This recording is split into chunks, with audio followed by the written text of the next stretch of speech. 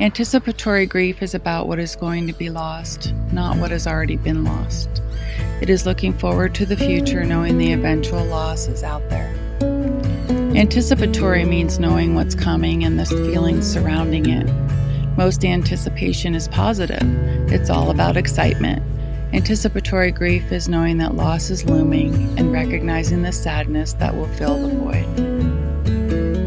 When the present is being overshadowed by the what ifs, the hows, and the whens, it is impossible to fully appreciate the here and now.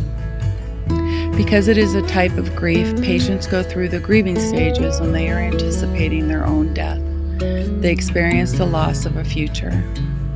It can be a very emotional time because patients and their loved ones may be going through the grieving process at a different pace. The patient may be in the anger phase while the spouse is in the denial stage, and so on.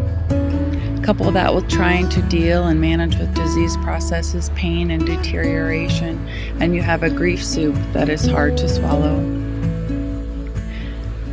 Knowing for certain that there is going to be a loss sets in motion anticipating that loss with a heavy heart.